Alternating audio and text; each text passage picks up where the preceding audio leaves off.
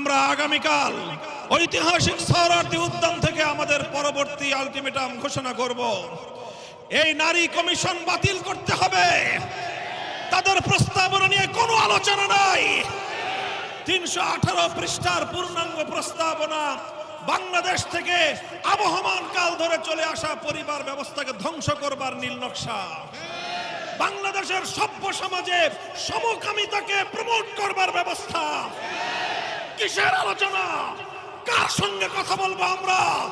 আল্লাহর কোরআনকে যারা কটাক্ষ করে, ইসলামকে যারা অবমাননা করে, তাদের সঙ্গে কোনো কথা নাই।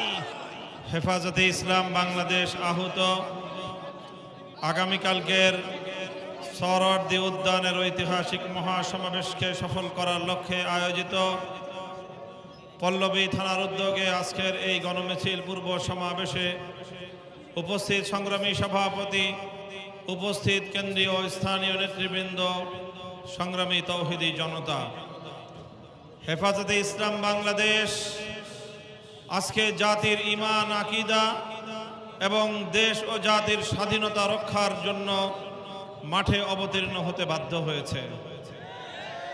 আমরা অত্যন্ত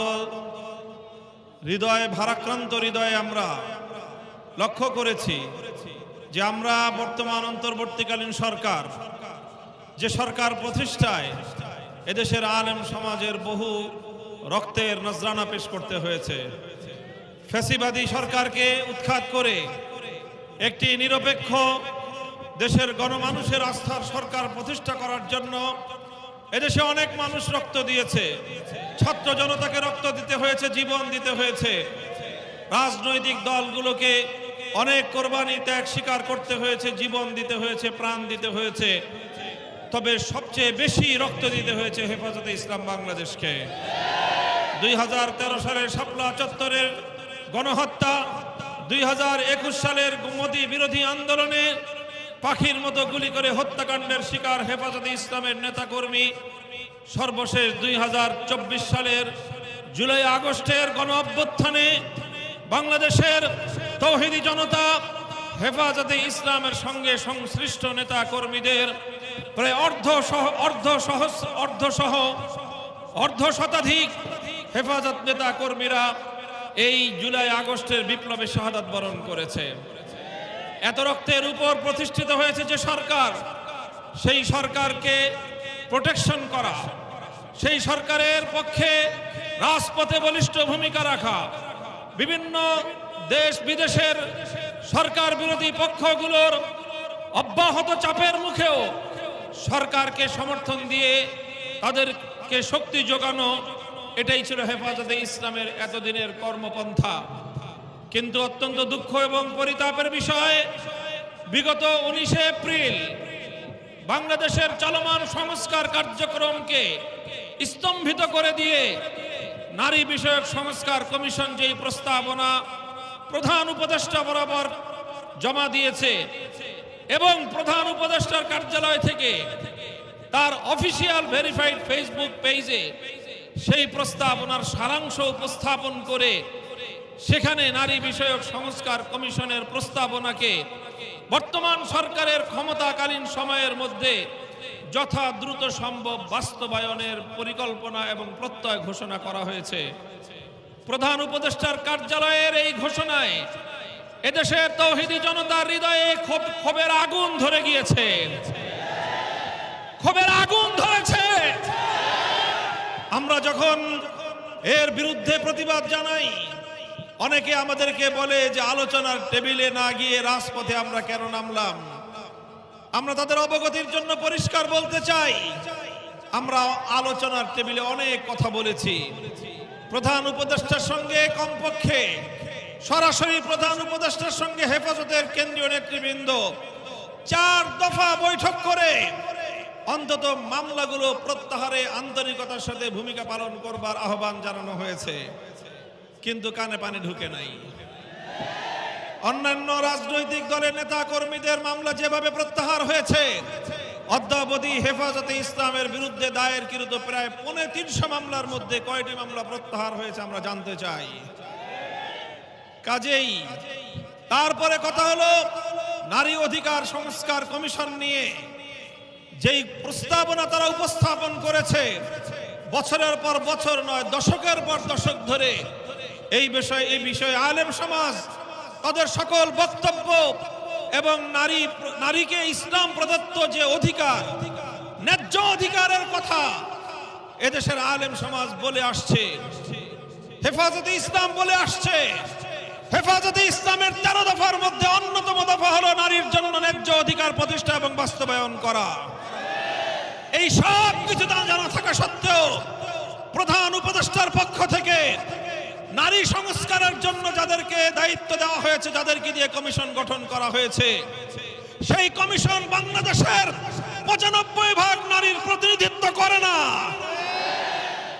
কয়েকজন এনজিও কর্মী এবং পশ্চিমা সেই ইহুদি খ্রিস্টানদের নগ্ন পশ্চিমা সভ্যতার প্রতিনিধিত্বকারী বাংলাদেশের মতো একটি সভ্য সমাজে পশ্চিমা বেহায়া কালচারের যারা প্রমোটকারী, তাদেরকে দিয়ে নারী বিষয়ক সংস্কার কমিশন গঠন করে এদেশের 90% নারীদের অধিকার হরণ করা হয়েছে।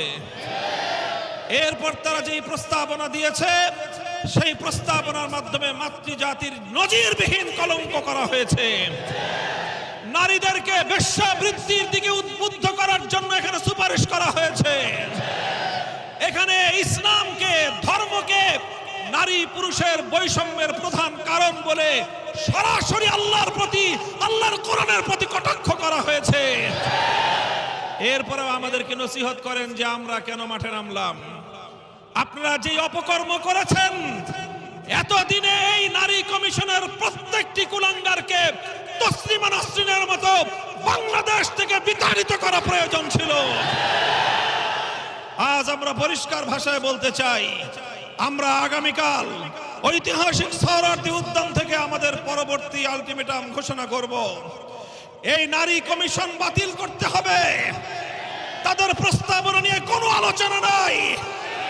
318 পৃষ্ঠার পূর্ণাঙ্গ প্রস্তাবনা বাংলাদেশ থেকে আবহমান কাল ধরে চলে আসা পরিবার ব্যবস্থাকে ধ্বংস করবার নীল নকশা। বাংলাদেশের সভ্য সমাজে সমকামিতাকে প্রমোট করবার ব্যবস্থা। কিসের আলোচনা? কার সঙ্গে কথা বলবো আমরা? আল্লাহর কোরআনকে যারা কটাক্ষ করে, ইসলামকে যারা অবমাননা করে, তাদের সঙ্গে কোনো কথা নাই। প্রধান উপদেষ্টাকে আমরা বলতে চাই, প্রধান উপদেষ্টা বরাবর আমাদের দ্ব্যর্থহীন ঘোষণা হলো, আমরা এখনো পর্যন্ত আপনার প্রতি আস্থা এবং শ্রদ্ধা রেখে চলছি। আপনি মনে রাখবেন না, আপনার প্রতি আমাদের এই ম্যান্ডেট শর্তহীন নয়। আপনার প্রতি আমাদের এই ম্যান্ডেট শর্তহীন ম্যান্ডেট নয়। আপনি এদেশের মানুষের ধর্মীয় অনুভূতির প্রতি সম্মান রাখবেন। আপনি ইসলামকে অবমাননা করবেন না। দেশের স্বাধীনতার বিপক্ষে আপনি কোনো কার্যক্রম পরিচালনা করবেন না। এই শর্তেই আমরা আপনাকে সমর্থন জানিয়েছি। বিগত ফ্যাসিবাদী আওয়ামী সরকার, ভারতের কুখ্যাত দালাল লেডি ফেরাউন শেখ হাসিনার আমলেও আল্লাহর কোরআনকে এমন সরাসরি কটাক্ষ করার দুঃসাহস কেউ দেখায় নাই। তৌহিদি জনতার রক্তের উপর বসে আপনারা আজ সেই কোরআনকে কটাক্ষ করলেন। এ পর্যন্ত বাংলাদেশে পরিস্থিতি যতটা শান্ত আছে, এজন্য আপনাদের কৃতজ্ঞতা যাপন করা উচিত। আগামীকালকের পর যদি এই কমিশন বাতিল না করা হয়, এই কমিশন বাতিল না করা হয়, পরবর্তী পদক্ষেপ শুধু কমিশনের বিরুদ্ধে নয়, এই কমিশন নিয়োগ যারা দিয়েছে তাদেরকে উৎখাত করার জন্য যা করতে হবে।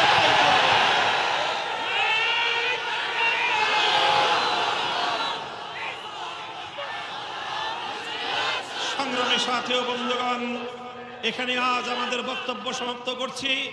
ইনশাআল্লাহ আগামীকাল সকাল 9টার আগেই আপনারা বৃহত্তর এই অঞ্চল থেকে তৌহিদি জনতাকে সঙ্গে নিয়ে প্রতিটি মসজিদ, পাড়া, মহল্লা থেকে যারা দেশ এবং ইসলামকে ভালোবাসেন, স্বদেশের মাটিতে, মাতৃভূমিতে যারা ঈমান নিয়ে, পরিবার নিয়ে বসবাস করতে চান, নিজ নিজ স্বার্থে হেফাজতে ইসলামের এই মহা সমাবেশে জিকিরের সাথে সদল বলে আপনারা যোগদান করবেন ইনশাআল্লাহ। আল্লাহ পাক রব্বুল আলামিন আগামীকালকের এই মহা সমাবেশকে সফল করুন। এবং এদেশটাকে আল্লাহ পাক সকল ষড়যন্ত্রের হাত থেকে রক্ষা করুন। ওয়া আখিরু দাওয়ানা আলহামদুলিল্লাহি রাব্বিল আলামিন।